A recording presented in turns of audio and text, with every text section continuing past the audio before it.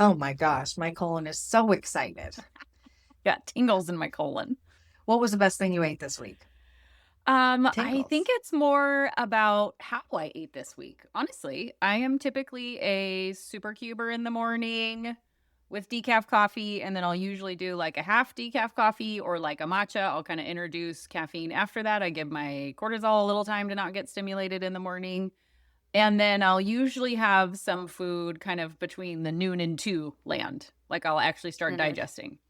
And I've noticed that actually post colonoscopy and when I was in the middle of it, that I kept getting these whispers of intuition that my body was like, I think you just need smaller nutrients more frequent. I'm falling into traditional Chinese medicine, which is the first couple hours of waking up. You have something that works for your body, that's easy to digest, that's warm and nourishing. And for me, in my busy life, I'm finding that I'm waking up with gluten-free toast with some avocado and something fermented on the top, some Himalayan pink salt. Today I added 2 pieces of bacon in, and that was around like 11:30 noonish, and that's been feeling really good. I'm finding myself more hungry more frequently, which is not normal when you're rushing around like a crazy person, right? The cortisol is just Mhm. dominating and not allowing me to feel hungry. So I've really been appreciating the timing of having kind of going back to having something in the morning. And I think it's better for my hormones too. I mean, I know it's better for my hormones. It was funny how the colonoscopy kind of kicked me back into what my intuition was feeling. What about you? I feel more hot. I just have all this new hair growth, so it gets like a little fro-ish in the I front. love it. You have bang I fro? know. I may. We'll get there. We'll get there. Yeah. They're like the You know. fuzziest bangs. Now I'm screwed for the rest of the. Okay. So my favorite thing that I ate was definitely our first meal in our new house, which was spaghetti, meatballs. I like it's called there's a brown rice pasta and it's Takeda. That's my favorite brand. And then, so meatballs, my favorite meatballs. And then we do broccoli rabe. So, are you familiar with what broccoli rabe is? Isn't that the long kind that they're really like long stems, There are right? two that are like that. One is Okay. Chinese broccoli that has a big, like, broccoli like head at the end of the stem. Actually, there's three. Yes. One is Okay. broccolini. So, Chinese broccoli, moderately bitter, broccolini, not bitter at all.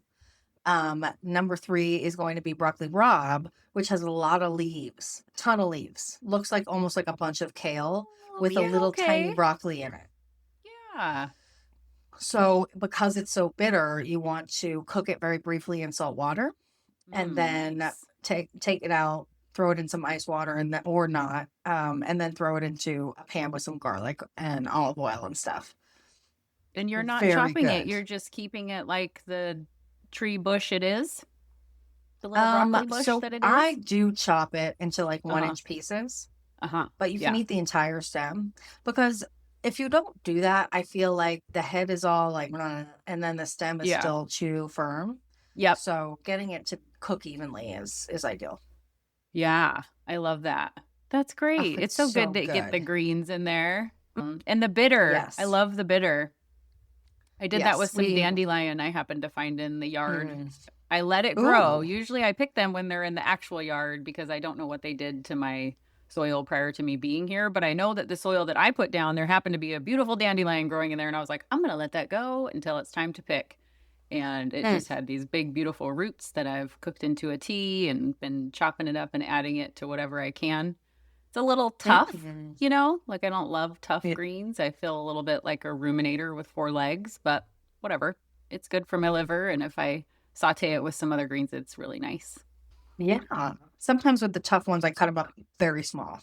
Hmm. Helps to break some of that down. Absolutely. So yummy. And then talk to us about your post. So the glasses go on. So Oh, I'm yeah.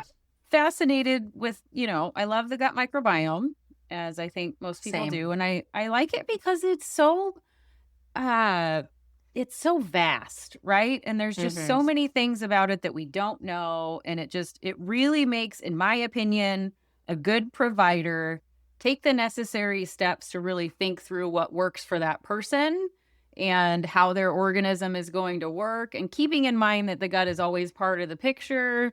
but that maybe Right. it's different for everybody, and I Mm-hmm. love how, like Dr. Karazian, I love how he's just come out and talk about, the gut brain connection, and that when we don't tend to our gut, those tissues are so similar to the tissues that are in our brain, and oftentimes we can have that picture of having that like leaky brain picture, and then you're like, Mm-hmm. okay, does this lead to a propensity towards autoimmunity, and so there has been a study that came out. This was in Munich at the Maximilian University, Ludwig Maximilian University, and they focused on 81 pairs of identical twins.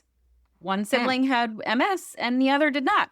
Oh. And I'm just going to read this sentence. This design allowed scientists to control for genetic and many environmental variables, honing in on the difference in two gut microbiomes. The two strains are Eisenberg Mm-hmm. Tai, and Lochna clostridium. And they were Mm-hmm. significantly more common in the twin with MS. And then when they transferred that to mice, they found that also contributed to an MS-like disease. So this just Mm-hmm. felt really awesome in terms of this gut-brain connection that we all feel Right. very palpably within our emotions and the way that we navigate the world and how we respond to stress and all of that. But it just feels really cool to bring it that granular to something as specific as two strains. That was really cool. And MS is Mm-hmm. long-standing autoimmune in the brain. That's tough. So how Yeah. cool is that they can maybe target treatments to prevent that even coming along if you're genetically predisposed? Like, that's really cool. That is really cool. And I Yeah. think there's something to be said for how far the research needs to go when it comes to these different strains, because there are strains related pretty closely to diabetes as well, and to Crohn's disease and inflammatory bowel disease. And so, the more that we are funded and have the ability to do projects like that and identify. But a lot of times they find that anecdotally. So now that they're looking at populations of people, let's say with Parkinson's for another reason, or MS for another Mm-hmm. reason, they'll look at their gut bacteria composition, and then they'll look at similarities between patients versus non-patients. But there's not like a ton of studies that are digging into that yet. So I feel like we're really on the frontier of actual microbiome, dissemination and Yeah. understanding It's of like we're what's going on mapping in there. it and what it gets connected Hmm. to in terms of how those play out with all of our systems and diseases. Yeah, it's really amazing. It What really about you, is. darling? What on the World Wide Web piqued your interest this last week? So I think it's not a post. I think that it is something that I learned in my doctorate program. Yes. And that is, okay, pause here. What did I learn in my doctorate program? Okay. It has to do with HIIT workouts, high intensity interval training. I've Okay. never been a fan of HIIT because I know that in athletes, a lot of times we see increased intestinal permeability or leaky gut with that high stress. And I see a lot in my clients that are of our population where we're looking at, they don't have a lot of time.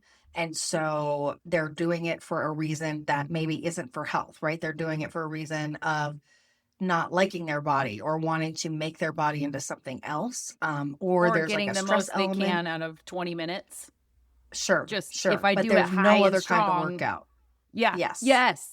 Okay. It's just every day it's a HIIT workout. There's no stretching, there's no strength training really. Mm-hmm. I think HIIT can be strength training, but anyway, to not do a whole thing on this, the moral of the story is that in people with metabolic syndrome, or people that are having any kind of issues with insulin or increased kind of belly fat, abdominal fat there, Mm-hmm. or they're starting to have higher blood pressure or some messed up kind of lipids. So when we look at triglycerides, cholesterol, HDL, LDL, when those Mm-hmm. start to get a little wonky, then HIIT can actually be incredibly beneficial in a rapid weight loss and shifting the body.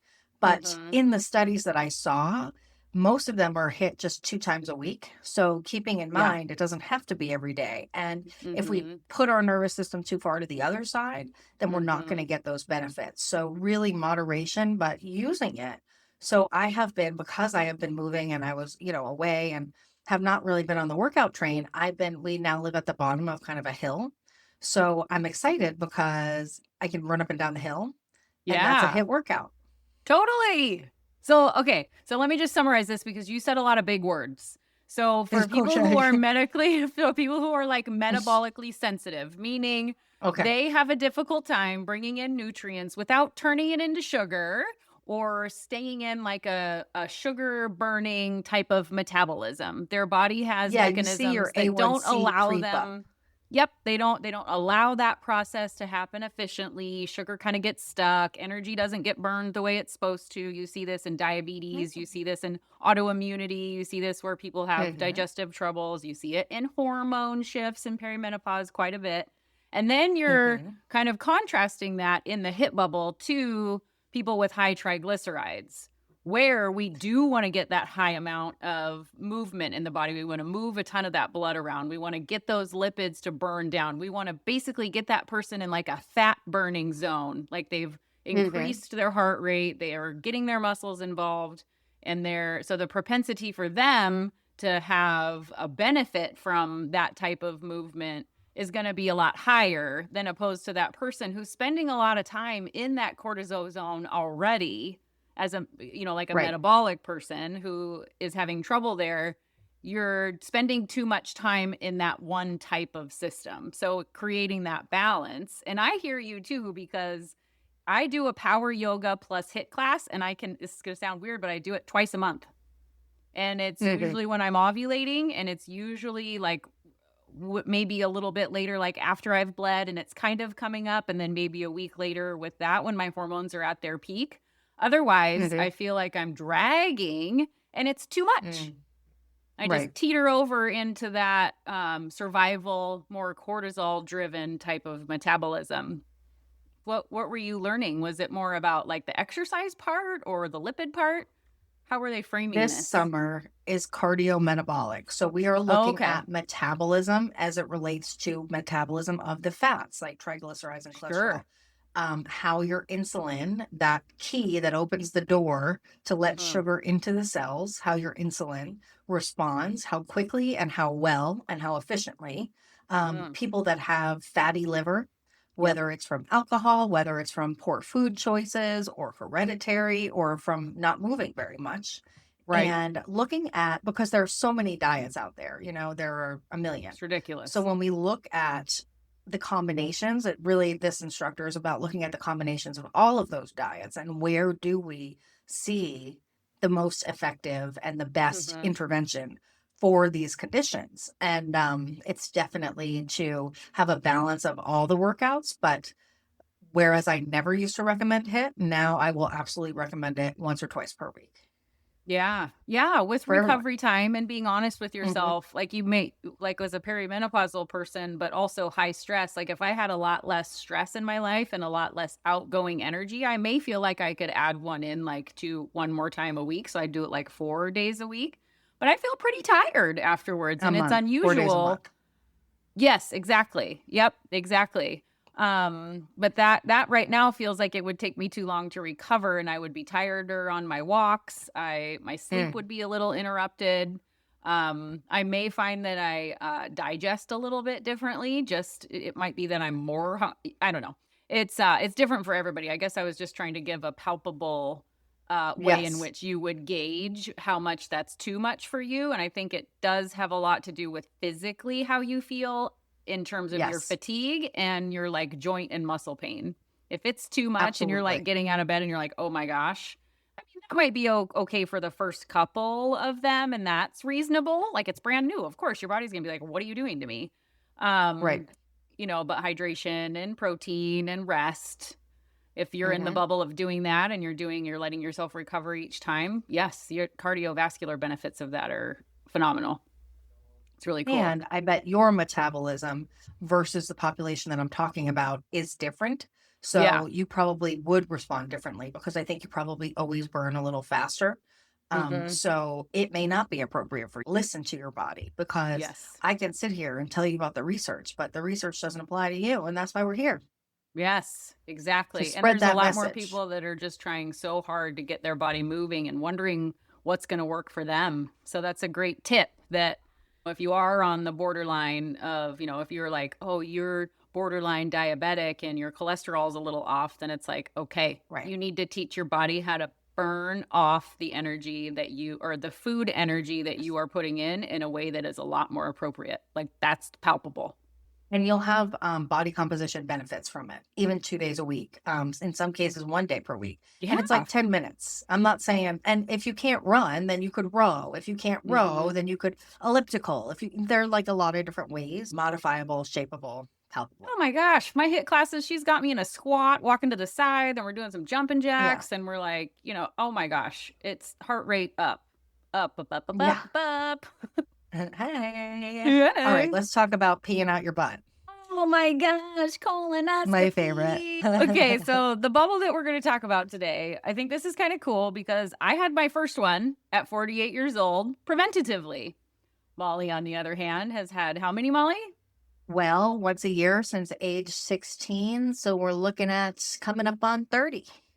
Let's not drink the Kool-Aid and let's reestablish our microbiome with a test that we have to do anyway.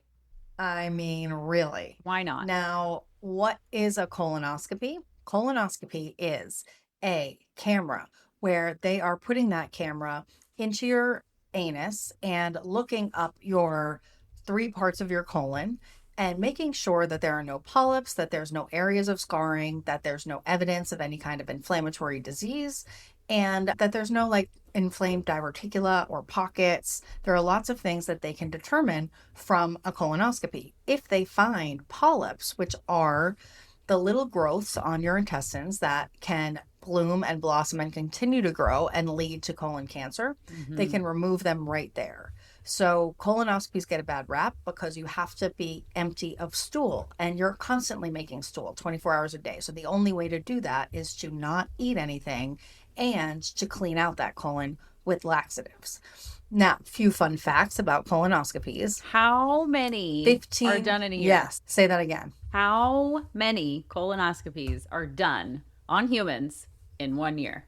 15 million per year. Oh my goodness. Now, I know.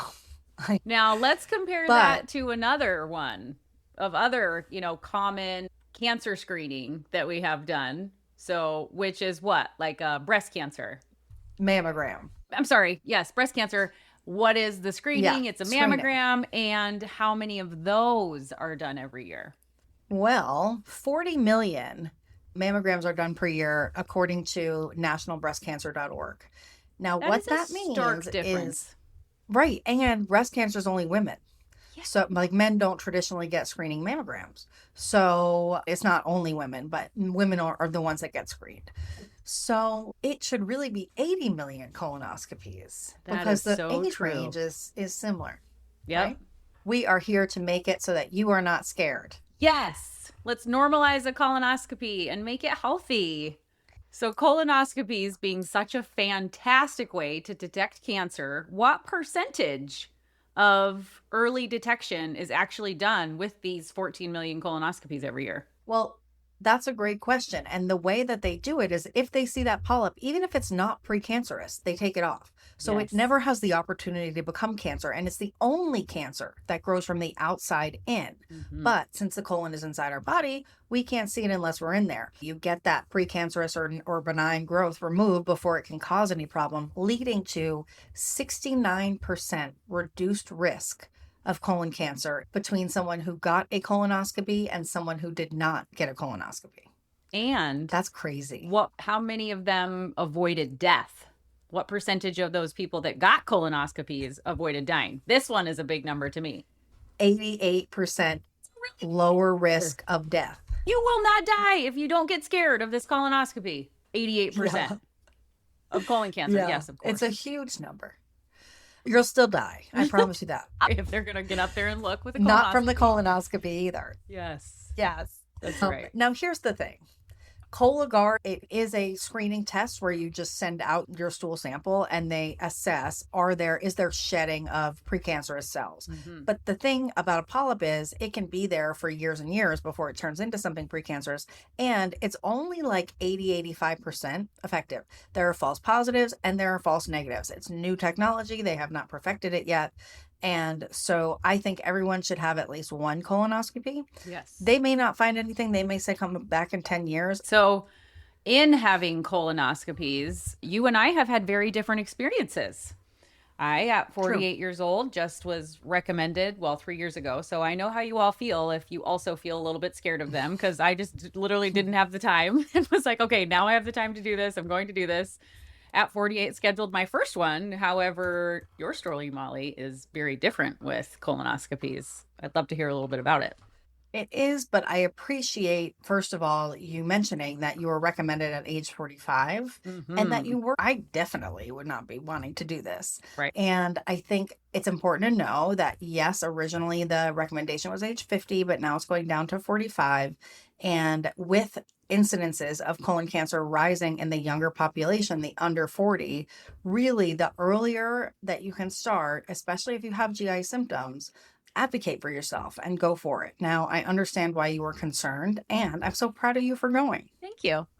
I actually loved the fact that I got to see what my colon looked like on the inside. I geek out on that sort of stuff. I loved looking at the photographs of my mammogram. They looked like my breast tissue looked like the moon. It was so pretty.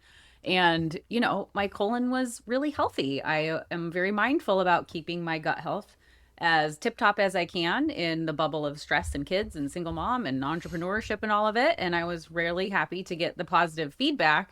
If you've lived a certain lifestyle and you show up and you've got multiple polyps and lots of inflammation, then that's a really good message to you that maybe the way that you're moving through the world isn't necessarily serving you or your colon. And it's time to kind of back up, not be backed up, but back up and get a hold of it. Absolutely.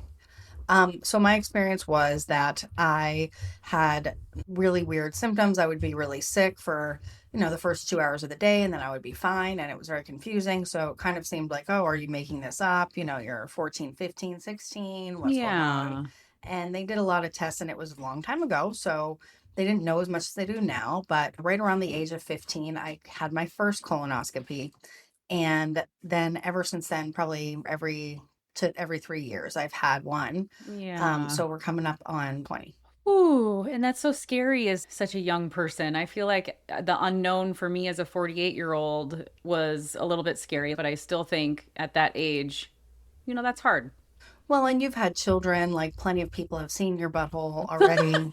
It wasn't about your first 20, time. but there was a handful of people around those two incidents. I mean, like doctors. I don't have my butthole on the internet, Molly, okay? It's funny. So for me, I think just when you're younger, all that stuff is so, like, it's not something that you would ever even think of. Yeah. And so to be thrust into that world is tough for sure. But I think the way that I've been able to mark time and every time I have one, approaching it somewhat different or, thinking about like who drives me and looking at how I've grown and that kind of thing. But it wasn't until recently that I started really paying attention and actually feeling quite poorly during the day of the prep. On that note, having done so many colonoscopies, let me just give you an idea of what is recommended. Essentially, they want you to clean out your colon, and we can't have anything obstructing the view. So we've got to make sure that you avoid anything that would look like blood or black spots or anything like that. So we get rid of anything red or blue dyed. We want to get rid of things that have like really thick skins or really large seeds because those may obstruct the view. But more importantly, they want you to fast the entire day before. Now, research does show that eating a light breakfast the morning before is okay, but I have yet to find a doctor who agrees with that or who recommends it as part of the general practice. You're not eating anything except you can have clear broths, you can have gummy bears that are not red or blue. or purple. You can have Jello. You can have popsicles. You can have Gatorade. You're encouraged to drink things like white grape juice, which is not a juice, and ginger ale and that kind of thing to stay hydrated. Yeah. Water actually isn't hugely recommended because you need some to keep your blood sugar stable, I think is kind of the vibe. And also you need to be hydrated because you are losing quite a bit of water. Yeah. What happens around 6 p.m. So they didn't used to do a split prep, but now they do a split prep. So around 6 p.m., you take your first dose of whatever it is. They have a gallon jug, which used to be the only option. Tastes like soap. It's pretty bad. It's called Go Lightly. They no longer really recommend that unless you're older or extremely constipated or need a more intense preparation. But now they've come so far. It's like a new joy for me every time that to not drink that. Joy. Let's I'm be real. like, We're going to make wow. it. We're at least going to apply some like health wins at the end. But I don't, well, maybe joyful. Maybe joyful with the results. So now you have several options. More than likely, you're going to get either a coupon or a discount card for something called Sue Prep or something of that nature, which is only 8 ounces of a solution. You drink 1 dose the night before, and then you drink the next dose about 5 hours before your procedure, regardless of what time that is. I like to do it in the morning, so I get up like 4 in the morning. Your option is Miralax, mixing it in with Gatorade and drinking a quart, like a 8-ounce bottle of Miralax and a quart of Gatorade.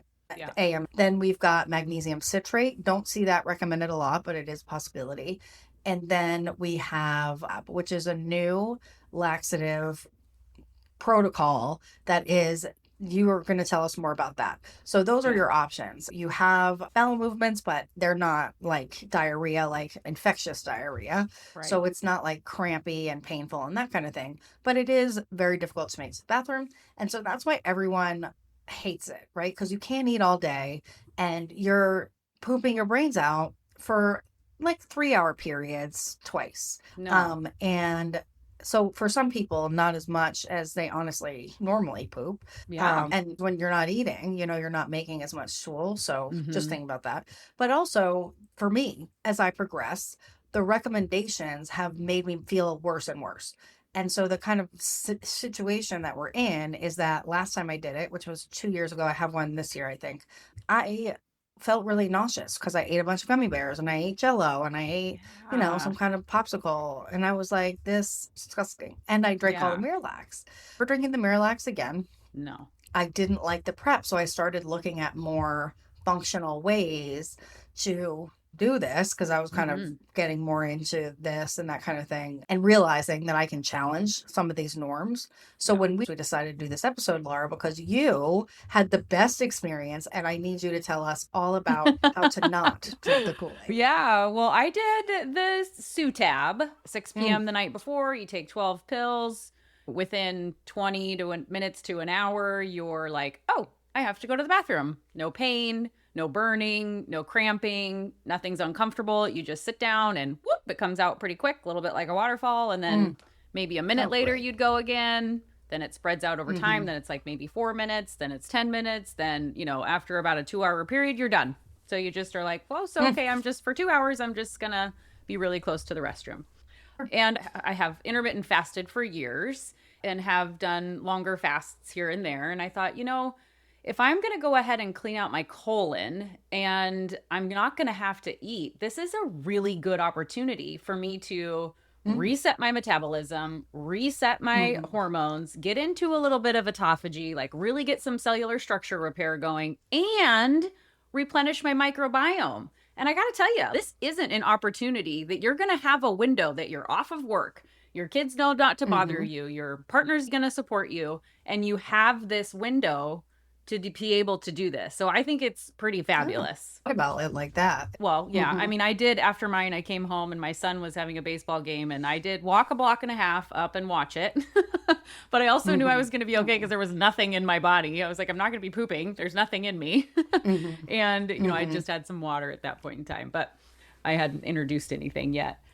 I want to add one thing, and that they did add on my list, at least, Ensure Clear and Boost Breeze, which must be one of those, which are those, Both vitamin. Disgusting. meal replacements. And this one's quote unquote clear enough that it's fine. So after looking at all of these, I thought, okay, so they don't want, for like a week, you don't eat seeds, you don't eat nuts, you avoid things like beets and other things that could really change the color. Dinner. I don't even eat any of this anyway. I don't eat Jell-O. I don't eat Kool-Aid. I'm not going to drink soft drinks. No, I'm a fizzy water person, but no. Coffee, okay, cool. But no, I'm not going to do these things. I am going to, however, have things that are clear, that are not going to congeal anything in my gut. They're not going to stick to the mucosa in any way. They're going to go straight through, just like all of this stuff will, but it's not going to break my fast, and it is not going to spike my blood sugar, and it is still going to clean this out. And while it's there, it might even do a little bit of healing. Well, the day before I had my 24 hours off, I thought, I'm going to be doing a fast, and the one organ I know that needs to be the most tip-top right now is my liver. So I drank green juice and had lots of salads. I ate as much green stuff as I could, and I took a variety of supplements and things, but nothing in pill form, more like liquidy tincture stuff to support my liver. And then the day before, I had broth in the evening because I was very hungry and I wanted something salty. I had water with collagen powder. Now, I want to make that clear that this isn't gelatin powder. Collagen dissolves and it stays watery. Gelatin, which is still derived from bovine bones, right? That is going to congeal, and I would not suggest that. So just collagen. I added collagen to teas. I did have my super cube in the morning the day before. That's literally powder, MCT oil, ghee, mushrooms. I wanted to set the tone for the fasting that was coming. And that for me is the best way to do it. I've been doing it for years. And I knew that I was going to have 2 episodes of explosion coming. So whatever powders were in there were already dissolved and it would be fine. And so I had my super cube with coffee in the morning. And I just had water with electrolytes also throughout that day. And those are the things I leaned on. So that felt really nice. Definitely some positive feedback there. And then it was like, okay, now I have this completely free colon. Like, what can I put in there? And I know that some people are like, I'm going to go have a burger. I'm so hungry. I just want a pound of soda, or, just they have these cravings. And it's normal to kind of feel that way. But I think if you've really fasted for that 24 hours and really not broken your blood sugar into a different sort of metabolism, you're probably actually going to feel pretty good. Half the day, you're probably not going to feel great, but then you'll kind of start feeling a little bit better. I think it's cool to think about what to introduce next that is microbiome rich. So what are your top 3, Molly? Let's kind of rattle off some like microbiome replenishing foods, like whole food. And we're talking about when you're able to eat again, which the general recommendation is eat whatever you want as soon as the procedure's over. I don't agree with that at all. Please be gentle with your belly. Please be mindful and gentle. Multiple people have said to me, oh, stop at, McDonald's on the way home. Like nurses. Yeah. I definitely have done it at one point or another, and it does make you feel horrible because you have nothing in your stomach. Yes. So if we are using this as a way to really nourish our bodies and give our gut a break, some bowel rest, and then reintroduce foods to heal, then I would say certainly functional foods. And those are defined as foods that have living probiotic organisms in them, like kimchi or miso or sauerkraut. Yeah. I love yogurt for those that can do some dairy. I did a little more digging. Onions and garlic. I'm not sure that I would add those right away. Prebiotic. Raw, yes. And artichoke and asparagus, prebiotic style. But I would add all of those very cooked. Kefir was the one that I leaned on a lot. I was like, I want a liquid that's high. I don't want dairy in my gut first, just because I want the mucosa to be as clear as possible. And in Chinese medicine, dairy is a very phlegm-forming food, aka equaling generating mucosa. So I did not want to do that. And so I introduced a cashew kefir with an avocado. Yes. And a microspore probiotic. Labs Megaspore. Yes. The Megaspore is my favorite. soil-based organisms, which is wonderful. That's what we don't get a lot of in our low-quality food that's out there. I added a little bit of coconut cream because I wanted some good flavor. And Yes.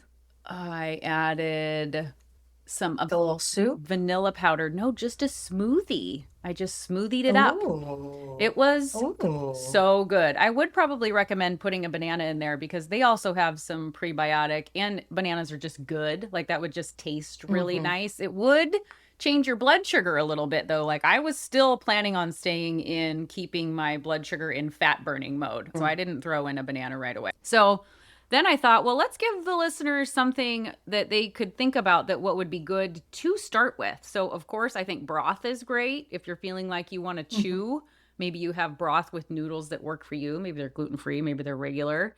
I know like Mindy Pels, when she talks about introducing something after a long fast, one of her favorite things is simply avocado, which is why I added that into my smoothie and have done that for years. I was thinking cooked squash, cooked root vegetables, maybe some like cauliflower rice that's been sauteed or cooked, and even just veggies that have been cooked. But definitely, Right. I think the things that you would want to avoid, especially in the Chinese medicine bubble, are you don't want to add in something that's iced or cold.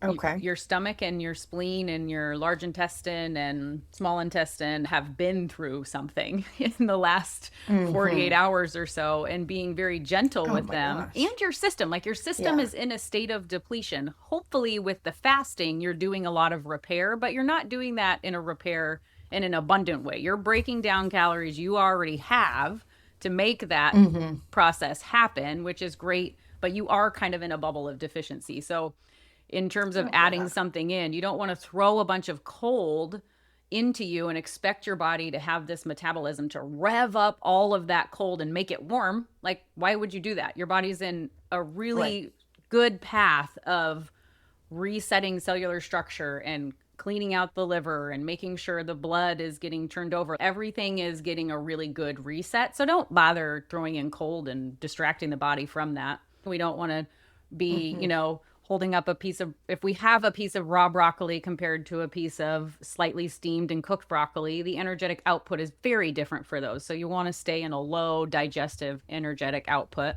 I'm not a huge fan of bread. I think that would just like instantly spike your blood sugar. I also think it would be a little clogging on the way down. Big pieces of meat, that is asking a lot of your digestion. I could see that maybe after you've added in something, maybe 6 hours, 7 hours later, you're having a slow cooked meat in some soup or something. I think and it's not the whole meal, but like I'm going to eat a steak. Like, no. Protein alone, just protein on its own. Like I didn't even put a lot of protein into my shake because I wanted to stay in that fat burning zone. And it's not that protein would have thrown it off too much, but when you're again in that bubble of really using your fat system to create energy to go through this process, when you throw protein in, your body's like, oh, okay, we have a totally different source of energy now. And oftentimes that other process shunts down, and what you feel is fatigue. And I didn't want to feel fatigued. I was like, I'm going to slowly introduce protein as I go along meal by meal and bring myself back to being able to vacillate between the two different types of metabolisms. That's great. Which felt good. I actually really liked it. Yeah. I came out with a clean colon, feeling like my gut was all replenished. I will say, though, one thing that I have been, since that colonoscopy, I am not a gassy individual, but I have been a little slightly more gassy since then. So it does make me wonder, I do think it's tender tissue. So I do think it takes time to repair it. So be gentle with it and give it what it needs to really recover from that little trauma. I mean, I know that they do it all the time and it's easy to do, but I do think it could use that time and space to heal. And I think that's fantastic. Those are all great suggestions, and really looking at it as a way to nourish your body and support your body instead of like, oh, I hate this and I just want to get it over with and go back to normal, because that may make you feel worse. And either way, you're not going to have a bowel movement for several days usually. Right. That's right. Well, it was probably 2.5 days until I had like a good solid poop again. It's like, oh man. Yeah. So from start to finish, if, you know, it's a good almost week that you can contribute to being mindful of your, you know, mouth to anus tube. Like, treat it like royalty. Step into your queen shoes and shine on the outside, because I'm literally taking the most care of my tube, which nourishes me and gives me glowing skin and long hair and pretty fingernails and makes me feel like I have strong muscles. All that comes in through there. You got to care for it. Right. And what my an gosh. opportunity. Even if you're younger, just, you know, if you have any kind of history of cancer in your family, say, hey, I have this history. Like, hey, I have these GI symptoms. Like, I'm polite but firm, and don't let anybody tell you that it's age 50, because definitely not. And remembering too that Cologuard does have those false positives. It's a conversation I'm having with my husband right now. And his argument is, why can't the technology be better for the colonoscopy? And of course, I come back with, you don't want them to see the polyp and then have to go back in and remove it. Precisely So because of the prep we just talked about. No. And you can't see through mud. Yep. And so why not just do it once and get it over with?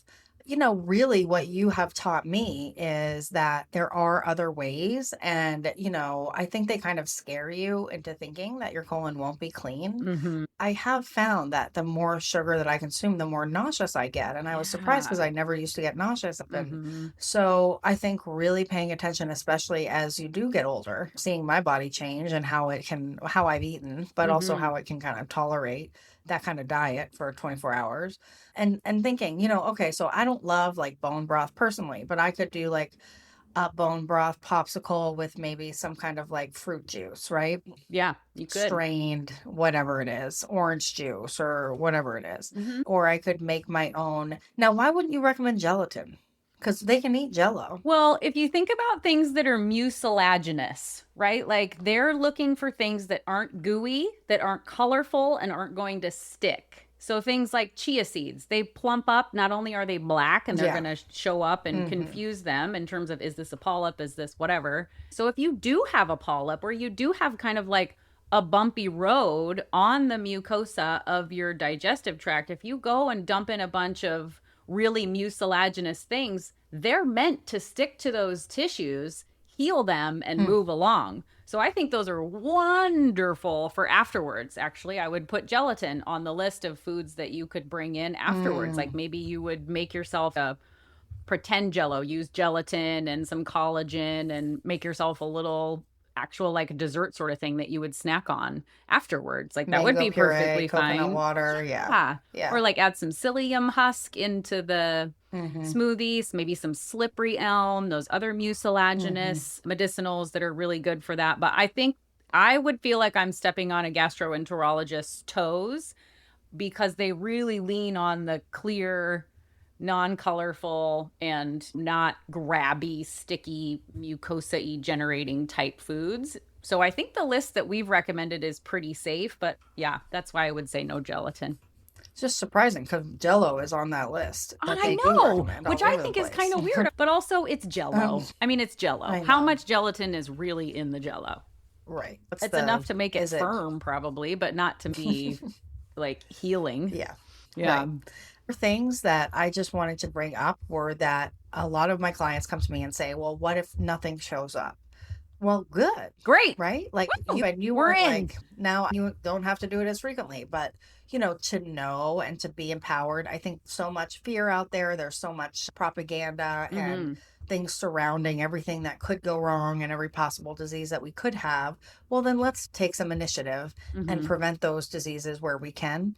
And a big way of doing that is this colonoscopy. Yeah. Right? Don't drink the Kool-Aid. Take it as an opportunity. Reset your hormones, reestablish your microbiome and your metabolism. It's a great way to go. We'll put a little blog post up where you can get this information more written in front of you, so that when your milestone test comes around and you're going to stay in front of your health and take the opportunity to come out better on the other side, literally and figuratively, then you have a great resource to refer to. And she's got Community, which is our free online community space where one of us posts something pretty much every day. Yeah. And we have the opportunity to answer your questions and give you that information, Yeah. and also give you more one-on-one support if you're looking for it. So the link is in the show notes. Don't forget to like and subscribe if you enjoyed this podcast, because we're here to empower you. That's right. Bye. Bye.